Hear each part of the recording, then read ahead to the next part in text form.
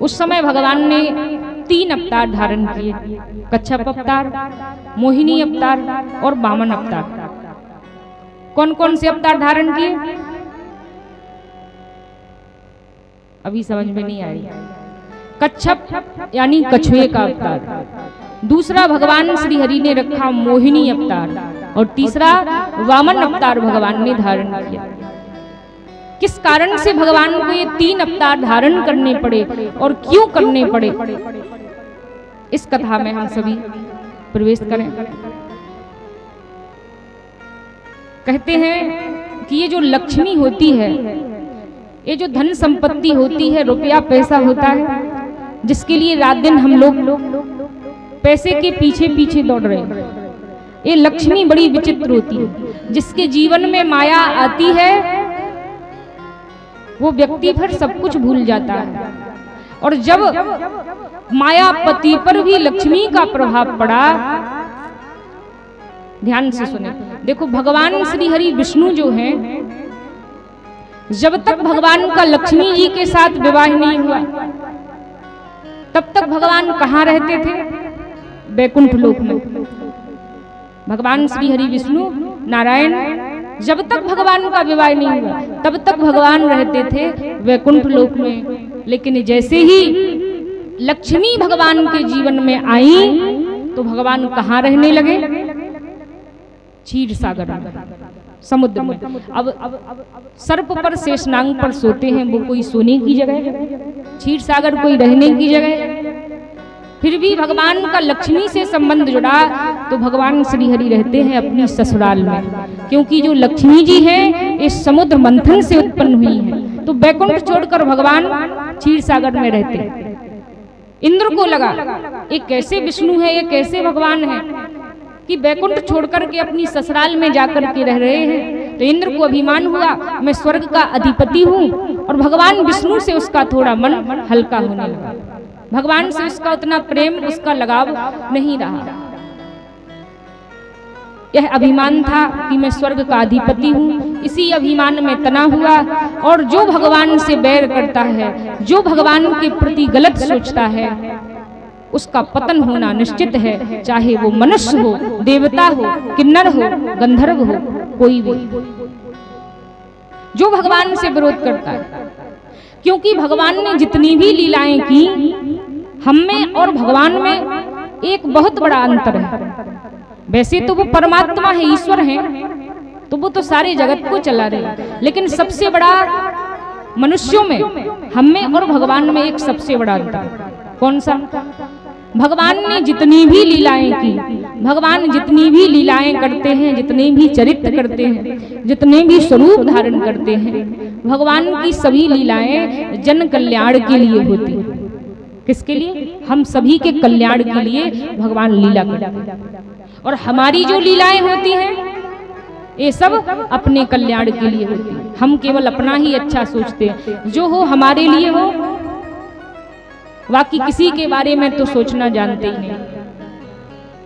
जीवन उसी का श्रेष्ठ है जो दूसरों के लिए जीता है, क्योंकि अपने लिए तो हर व्यक्ति जीता है।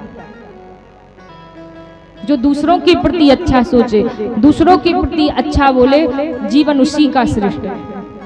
आंसू पहुँचे नहीं किसी के, भला किसी का नहीं किया है, केवल श्वास किए हैं पूरे, उसने जीवन नहीं जिया है। सिर्फ देवता थे शिव शंकर, महादेव इसलिए बन गए, लोक धर्म की जय हो जग में, अमृत बांटा जहर पिया है, अमृत बांटा जहर पिया है। काली घनी रात के अंदर जो लोगों को राह दिखाए, लाख चंद्रमाओं से बढ़कर नन्हा सा वो एक दिया है। करता केवल परमेश्वर है, ना हम कुछ है ना तुम कुछ हो, उसने जिससे जैसा चाहा उससे वैसा काम लिया।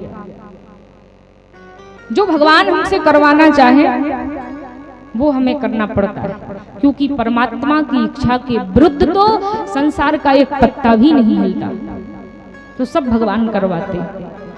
इंद्र को अभिमान था, अहंकार था, अपने आप को सब कुछ समझ बैठा, और उस स्वर्ग के इंद्रासन का मद, जिसको स्वर्ग का अधिपति बनाया जाए तो किसी भी व्यक्ति को मन में लगेगा।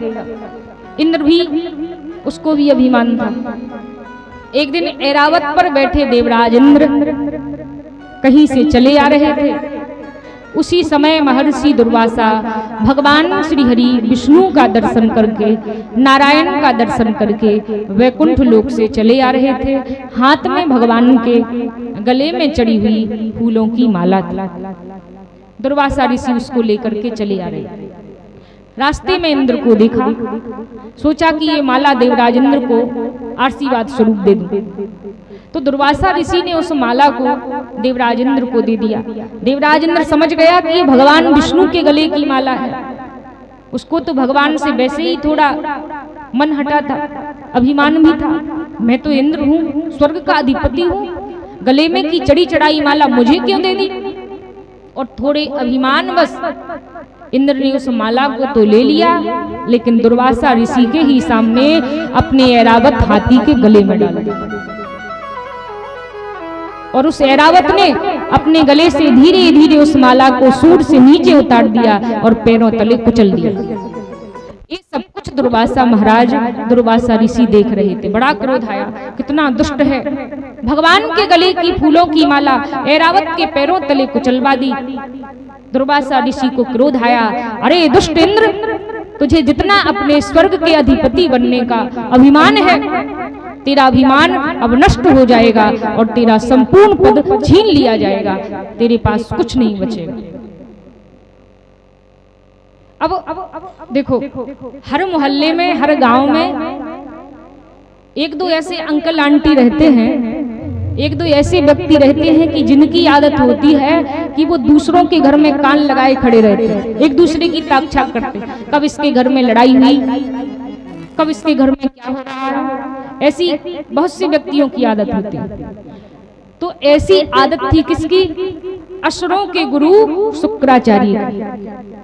शुक्राचार्य जी कान लगाए खड़े ही रहते थे कि कब देवताओं के यहाँ क्या होता है। और जैसे ही शुक्राचार्य को पता चला कि अब इंद्र को श्राप मिल गया है, तो श्राप के कारण इंद्र कुछ कर नहीं सकता, भगवान विष्णु की शरण में जा नहीं सकता, क्योंकि उनसे थोड़ा द्वेष करने लगा है। और अब इसे श्राप मिला है कि तेरा इंद्रासन छिन जाएगा। तो असुरों के गुरु शुक्राचार्य ने अपने शिष्यों से कहा, बलि से कहा कि जाओ और स्वर्ग पर आक्रमण कर दो और इंद्रासन को छीन लो। इंद्र श्रापित है, उसको श्राप है, इसलिए वो कुछ कर नहीं पाएगा, जाओ स्वर्ग पर चढ़ाई कर। असुरों ने जैसे ही सुना तो इंद्र को हराकर, देवताओं को हराकर स्वर्ग पर चढ़ाई कर दी और स्वर्ग के अधिपति बन गए।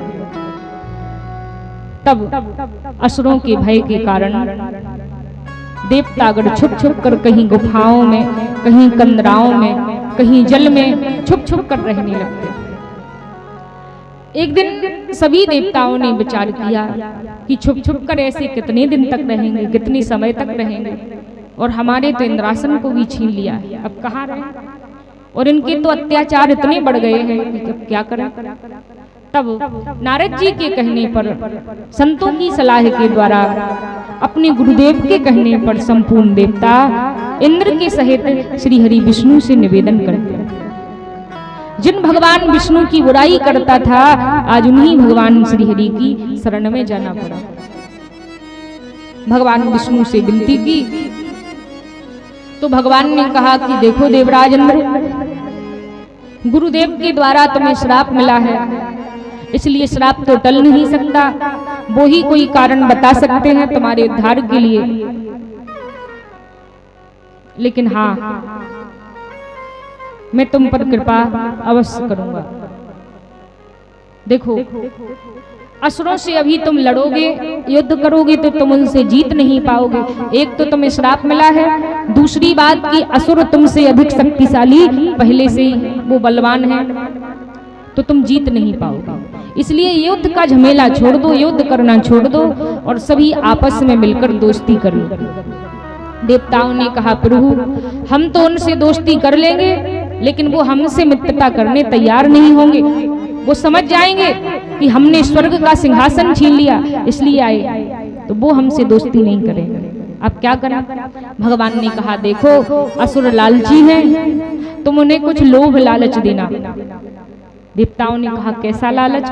भगवान ने कहा देखो वो भी जानते हैं कि हमसे अगर वो मित्रता कर लेंगे तो फिर हम मिलकर समुद्र का मंथन करेंगे और समुद्र मंथन से अमृत प्रकट होगा, ऐसा कह देना। और असुर ये भी जानते थे कि ना तो अकेले देवता समुद्र मंथन कर सकते हैं और ना ही अकेले वो समुद्र मंथन कर सकते हैं, तो आपस में मित्रता करनी पड़ेगी। ऐसा जब देवताओं ने असुरों से कहा, असुर तुरंत मित्रता करने को तैयार हो गए।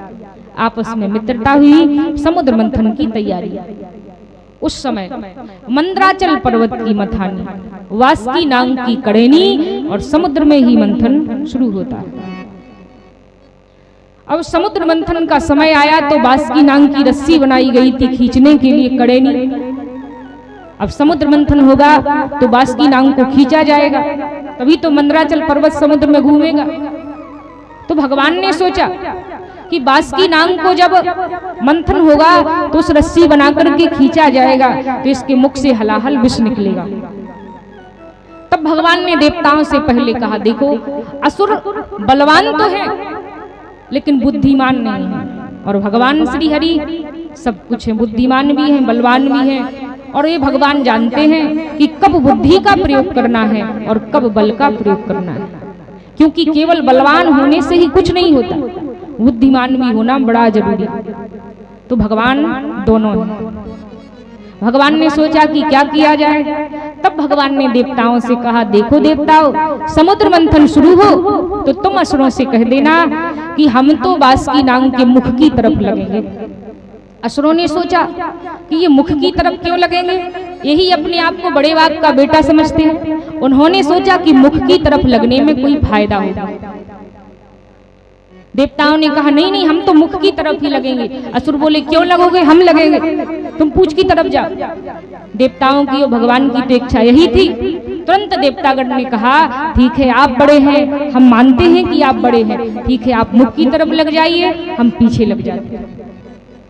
तो देवतागण पूछ की तरफ लग गए और असुर सारे मुख की तरफ लग गए। अब जैसे ही समुद्र मंथन शुरू हुआ तो वासुकी नाग के मुख से कालकूट नाम का हलाहल विष निकला, और जैसे ही वो विष निकला तो जो असुर सामने खड़े थे, कुछ असुरों के ऊपर उस विष का प्रभाव पड़ा तो कुछ असुर तो उसी समय मृत्यु को प्राप्त हुए, कुछ बचे तो उस विष के कारण उनका संपूर्ण स्वरूप काला पड़ गया। और वो जो हलाहल विष था जैसे ही वो उत्पन्न हुआ, अब सोचा कि ये कहीं समाप्त भी नहीं कर सकते, बड़ा घातक है। दुनिया में जितने विष हैं, जितने जहर हैं, सबसे घातक है कालकूट हलाहल विष। तब सोचा अब इसका क्या करें, ऐसे तो सब कुछ नष्ट हो जाएगा। तब उस कालकूट हलाहल विष को लेकर भगवान शंकर जी के, भगवान भोलेनाथ के पास पहुंचे। संपूर्ण देवताओं ने शंकर जी से विनती की, हे प्रभु कृपा कीजिए और हमारी सहायता कीजिए। पार्वती जी पास में बैठी थी। पार्वती जी ने कहा प्रभु देखो तो ये देवता कितने लोभी हैं, कितने लालची हैं, खुद अमृत पीना चाहते हैं और आपको जहर लेकर के आए हैं। प्रभु क्या आप इस जहर को पिएंगे, बड़ा घातक है, कष्ट होगा। पार्वती जी ने सोचा प्रभु तो वैसे ही भोले भाले हैं, भक्तों पर कृपा करने के लिए कुछ भी दे देते हैं, चाहे बाद में उसका अंजाम परिणाम कुछ भी हो। और सबसे बड़ा भोलेनाथ का एक स्वरूप तो हमने देखा ही है कि कितने दयालु। भस्मासुर को वरदान दे दिया, उसने तपस्या की, वरदान मांगा मैं जिसके ऊपर, जिसके सिर पर हाथ रख दूं वो भस्म हो जाए। भगवान ने कहा तथास्तु, मैं तुझे देता हूं। अब उसने कहा मुझे इसकी प्रैक्टिस करनी है, मुझे चेक करना है कि आपने वरदान दिया है या नहीं। भगवान ने कहा चेक कर लो, तो उसने कहा चेक आपके ऊपर करूंगा। तब भगवान भागते फिरे। तब भगवान श्री हरि विष्णु ने सहायता की, और जो मोहिनी अवतार अभी भगवान अमृत बांटने के लिए रखेंगे, यही मोहिनी अवतार उस समय भगवान ने धारण किया। और असुर तो वैसे ही कामी होते हैं, मूर्ख होते हैं। सुंदर सी मोहिनी रूपधारी स्त्री को देखा, मोहित हो गया। यही स्त्री मुझे चाहिए। मोहिनी रूपधारी भगवान कहते हैं देखो मैं नाच करता हूं, तुम मेरे साथ नृत्य करो। भगवान नृत्य करवाते हैं। नृत्य करवाते करवाते कई प्रकार से भगवान ने नाच किया तो देख देख कर वो भी करता है। एक हाथ नाचते नाचते भगवान ने अपने सिर पर रखा, उसने भी रख लिया, भस्म हो जाता है। तब भगवान ने शंकर जी से कहा प्रभु आप बाहर निकल आइए, ऐसे वरदान अब सोच समझ कर देना, किसी को मत देना। तो पार्वती जी तो जानती ही है कि भगवान कैसे हैं। भक्त सामने आया, उसने कुछ भी मांगा तो दे देते। हाँ, भगवान शंकर का नाम है भोले भाले, भक्तों के लिए भोले, दुष्टों के लिए भाले, ऐसा है भगवान का स्वरूप। एक तो बड़े जल्दी प्रसन्न हो जाते हैं और अगर किसी कारण से क्रोधित हो गए तो फिर प्रलयंकारी प्रलय आ जाती है। जिसकी दृष्टि पड़ते ही कामदेव जल करके राख का ढेर हो गया। ऐसे भगवान भोलेनाथ अपने भक्तों के लिए बड़े दयालु हैं और दयालु इतने हैं कि कालकूट नाम के हलाहल विष को जगत के हित की रक्षा के लिए, भक्तों के हित की रक्षा के लिए एक समय भी नहीं सोचा और उस हलाहल विष को भगवान श्री हरि ने ग्रहण किया। मन में सोचा हृदय के अंदर तो मेरे श्री राम बैठे हैं, अंदर ले जाऊंगा तो प्रभु को कष्ट होगा, इसलिए उस हलाहल विष को अपने कंठ में ही अटका लिया। जहर इतना घातक था, उसके प्रभाव से भगवान का गला नीला पड़ने लगता है और तभी से भगवान का एक नाम नीलकंठ पड़ता है। बोलिए नीलकंठेश्वर महादेव की। उस समय से भगवान का नाम नीलकंठ पड़ा। भगवान श्री हरि उस हलाहल विष का पान करते हैं, कालकूट हलाहल विष को पिया, देवता प्रसन्न हुए और पुनः समुद्र का मंथन। समुद्र का मंथन करने से बड़ी बड़ी अभीष्ट वस्तुएं उत्पन्न हुई। स्वर्ग की शोभा बढ़ाने वाला पारिजात वृक्ष, कल्प वृक्ष का पौधा निकला, कामधेनु गाय निकली जिसे ऋषियों ने लिया, ऐरावत हाथी निकला देवराज इंद्र ने लिया, उच्चेश्रवा नाम का घोड़ा निकला जिसे महाराज बलि ने लिया, वारुणी देवी प्रकट हुई जिसे भी बलि ने ग्रहण किया, चंद्रमा का प्राकट हुआ, बड़ी बड़ी अभीष्ट वस्तुएं हुई, रंभादिक अप्सराएं हुई जिसे इंद्र ने ले लिया। देवी लक्ष्मी का प्रादुर्भाव होता है। देवी लक्ष्मी अपने हाथ में माला लेकर के आई, सब देख रहे हैं इतनी सुंदर हैं, इनके साथ हमारा विवाह हो जाए।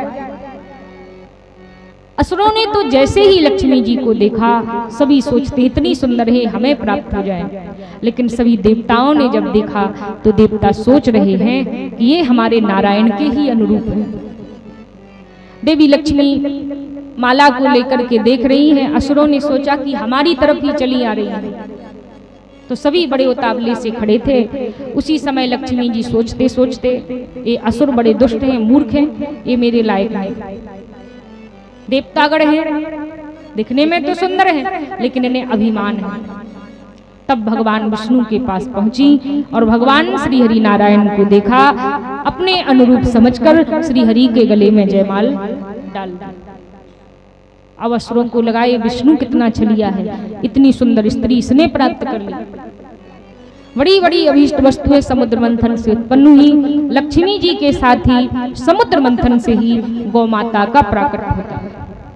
इसलिए आज भी दीपावली के समय जब पूजा होती है तो लक्ष्मी जी के साथ गौ माता की भी पूजा होती है। तो गौ माता समुद्र मंथन से उत्पन्न हुई। ये गौ माता कहते हैं कि जो 84 लाख योनियां हैं, इतने जीव हैं, इनमें गौ माता नहीं आती, गौ माता प्रकट हुई। इसलिए लक्ष्मी जी के साथ प्रकट हुई तो लक्ष्मी जी के साथ ही इनकी पूजा होती है। और कहते हैं हर घर में, हर व्यक्ति के घर में एक ना एक गाय जरूर होनी चाहिए, क्योंकि जिस घर में गाय होती है उस घर का आंगन पवित्र हो जाता है। जिस घर में गाय के गोबर से लीपा जाता है वो घर पवित्र हो जाता है। इसलिए हर घर में एक ना एक गाय तो जरूर होनी चाहिए। श्री सुखदेव जी महाराज कहते हैं गौ माता का प्रकट हुआ, सबसे अंतिम बार बड़ी बड़ी अभीष्ट वस्तु उत्पन्न होने के बाद अंतिम बार अमृत प्रकट हुआ। जैसे ही अमृत को सभी ने देखा, अब अमृत को देखकर सभी सोचते हमें मिल जाए, हमें मिल जाए। सभी घबराए। देवताओं ने सोचा हमें मिल जाए, असुरों ने सोचा हमें मिल जाए, लेकिन देवताओं से अधिक तो असुर शक्तिशाली थे। अमृत छीन लिया, छीन करके भाग गए। अब देवता घबराए कि क्या करें, इन्होंने तो हमारे अमृत को ही छीन लिया। पूरे 12 दिन तक अमृत कलश को लेकर छीना झपटी चली, तो 12 बूंदें अमृत की गिरती हैं। 4 बूंदें पृथ्वी पर गिरी, 8 बूंदें आकाश में गिरी। जिन जिन स्थानों पर अमृत की बूंदें गिरी, उन्हीं स्थानों पर आज भी कुंभ का मेला आयोजित होता है। भाग्य की बात, अमृत की जो 4 बूंदें पृथ्वी पर गिरी, वो हमारे भारत देश में ही गिरती है। इसलिए हमारे भारत देश में 4 स्थानों पर कुंभ का मेला आयोजित होता है। 8 बूंदें आकाश में गिरी तो 8 कुंभ आकाश में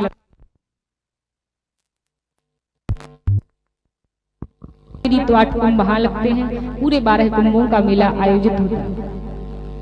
12 दिन तक असुरों की और देवताओं की छीना झपटी चली, 12 बूंदें गिरी। इसके बाद देवताओं के हाथ से असुरों ने छीन लिया, वहां से भाग गए। फिर आपस में ही झगड़ने लगे कि अमृत पहले कौन पिएगा। तब देवताओं ने भगवान से विनती की, प्रभु अगर उन्होंने अमृत पी लिया तो वैसे ही शक्तिशाली हैं, बड़े दुष्ट हैं, और अमृत का पान कर लिया फिर तो हमें मार ही डालेंगे, कुछ कीजिए। हे नाथ, उनको तो अमृत पिलाना ऐसा है जैसे सर्पों को दूध पिलाने के समान हो। सांप को कितने भी प्यार से दूध पिलाओ, लेकिन सर्प अपना काटना डसना नहीं छोड़ता। उसका वो प्रभाव है, उसकी वो आदत है, वो अपनी आदत नहीं छोड़ेगा। तो ये सर्पों को दूध पिलाने के समान है। इनसे अमृत प्रभु ले आइए, बड़े दुष्ट हैं, अत्याचार फैलाएंगे,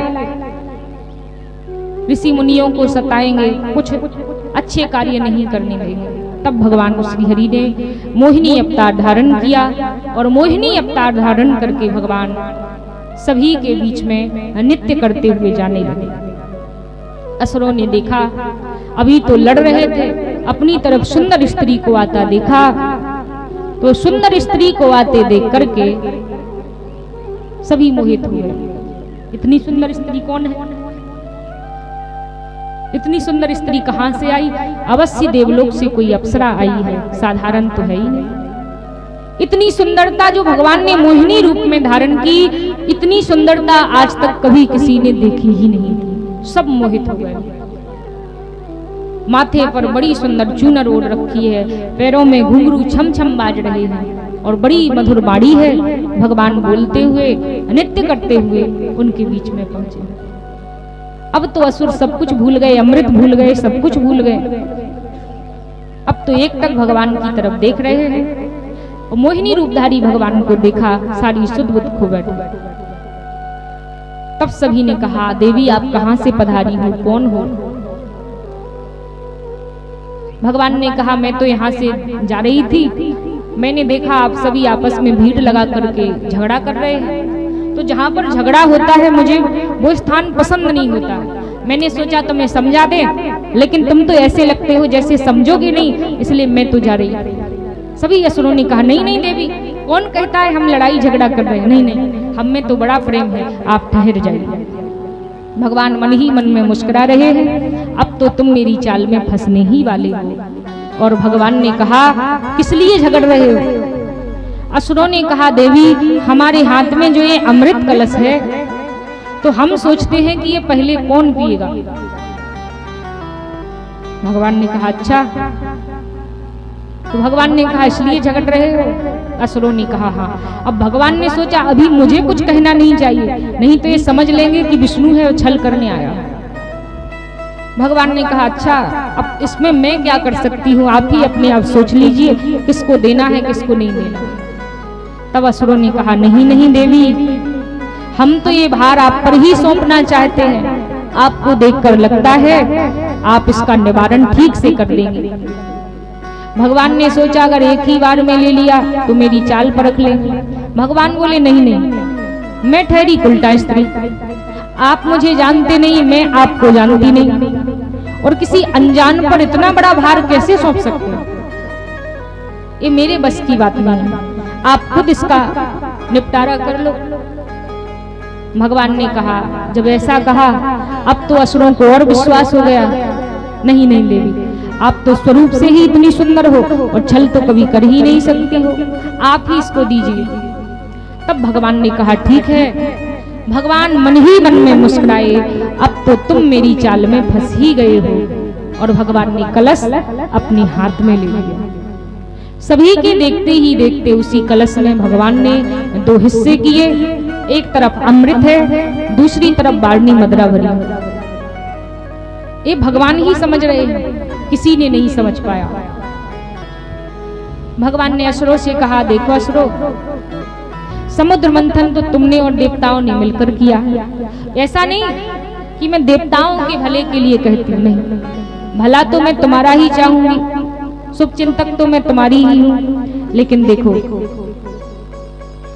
ये जो अमृत है, ये जो कलश है, ये समुद्र में से उत्पन्न हुआ, तो इसके नीचे नीचे गाढ़ा गाढ़ा अमृत है और ऊपर ऊपर तो समुद्र का पानी भरा है। तो क्यों ना ऐसा करें, देवताओं को भी बुरा ना लगे, तो पानी पानी सा ऊपर का देवताओं को पिला दे, फिर गाढ़ा गाढ़ा अमृत तुम्हें पिला देंगे। सबने सोचा, अरे देवी आप तो कितनी अच्छी हैं, कितना हमारा भला सोचती, ठीक है ऐसा ही कीजिए, पहले देवताओं को दीजिए। देवताओं की एक लाइन बिठाई, एक तरफ असुरों को बिठाया। तो भगवान ने अमृत बांटना प्रारंभ किया, संपूर्ण देवताओं को अमृत का पान करा दिया। असुर चाल नहीं परखे, वो सोच रहे हैं ये पानी पानी सा पी रहे हैं, अब गाढ़ा गाढ़ा अमृत तो हमें ही मिलेगा, लेकिन भगवान तो देवताओं को अमृत ही पिला रहे। सूर्य चंद्रमा बाकी रहे, सूर्य चंद्रमाओं ने अमृत को हाथ में लिया, पान किया। उसी समय एक सुदेव नाम का दैत्य भगवान की चाल को परख गया, भेष बदलकर देवताओं में बैठ गया। भगवान तो देख नहीं पाए, उसको अमृत दिया ही था, सूर्य चंद्रमा ने उसकी सच्चाई बता दी, फिर ये तो असुर है, छल कर रहा है। उसने अमृत लेकर पान ही किया। भगवान ने अपने चक्र से अपने सही रूप में आकर उसके सिर को काट दिया, धड़ से अलग कर दिया। उसके शरीर के दो हिस्से हो गए। अमृत पीने से, अमृत का पान करने से वो अमर हो चुका था, इसलिए उसके शरीर के जो दो हिस्से हुए, एक हिस्सा राहु ग्रह बन जाता है और दूसरा हिस्सा केतु ग्रह बन जाता है। आज जो सूर्य ग्रहण और चंद्र ग्रहण पड़ता है, ये वही दैत्य राहु और केतु सूर्य चंद्रमा से अपना बदला लेते हैं, क्योंकि इन्होंने उसकी सच्चाई भगवान को बताई थी। ऐसे भगवान ने सबको अमृत का पान कराया, सबके बीच में से भगवान चले गए। अब असुरों ने समझा कि विष्णु तो बड़ा छलिया है। गुरुदेव शुक्राचार्य ने कहा, देखो बलि, ये विष्णु कितना छलिया है, कितना छल करता है। बड़ा भयानक देवासुर संग्राम हुआ। अब की बार देवताओं से सभी असुर हार गए और सब मृत्यु को प्राप्त हो गए। शुक्राचार्य जी ने सोचा, मेरे सभी शिष्य की मृत्यु हो गई है, क्या करें। तब इनके पास एक मृत संजीवनी विद्या थी जो भगवान शंकर जी से प्राप्त की थी। उस मृत संजीवनी विद्या के द्वारा गुरुदेव ने अपने सभी शिष्यों को पुनः जीवित कर दिया। जब सभी जीवित हुए तो अब सोचा, शुक्राचार्य जी ने कहा, देखो मैंने तुम्हें जीवित कर दिया, अब ऐसा नहीं कि तुम्हें अत्याचार करना है, अन्याय करना है, नहीं, अब हमें अच्छे कार्य करने हैं, भगवान विष्णु की कृपा प्राप्त करनी है। और जैसे ही ऐसा कहा तो अब सभी अच्छे अच्छे कार्य करने लगे, धर्म करने लगे, पूजा करने लगे। देवताओं ने देखा ये करना क्या चाहते हैं, अच्छे कार्य क्यों कर रहे हैं। तब बलि ने अश्वमेध यज्ञ शुरू किए। 99 अश्वमेध यज्ञ पूर्ण हो गए। गुरुदेव शुक्राचार्य ने कहा, देखो बलि, तुम जानते हो जिसके 100 अश्वमेध यज्ञ पूर्ण हो जाएं, उसमें इतनी शक्ति आ जाती है कि वो इंद्र के इंद्रासन पर बैठ सकता है। इसलिए तुम अश्वमेध यज्ञ करो, लड़ाई झगड़ा बंद करो। 100वां अश्वमेध यज्ञ प्रारंभ हुआ। अश्वमेध यज्ञ पूर्ण होने वाला था, कुछ ही आहुतियां शेष बची। देवताओं ने सोचा, बलि अवश्य इंद्रासन छीनने वाले हैं, इस यज्ञ को करके कुछ ना कुछ करना चाहिए। तब भगवान से विनती की। देवताओं की माता जो अदिति थी, ये दो बहनें थी, कश्यप जी की पत्नी बनी दिति और अदिति। तो दिति के जो पुत्र थे वो संपूर्ण असुर थे और जो माता अदिति थी इनके देवतागण थे। तब माता अदिति ने भगवान श्री हरि की विनती की कि प्रभु हमारे पुत्रों की रक्षा के लिए आप अवतार धारण कीजिए। तब कश्यप की पत्नी अदिति के गर्भ से भगवान श्री हरि ने सुंदर वामन अवतार धारण किया। बटुक वामन का स्वरूप धारण करके भगवान तीन पग भूमि मांगने बलि के दरवाजे पहुंचे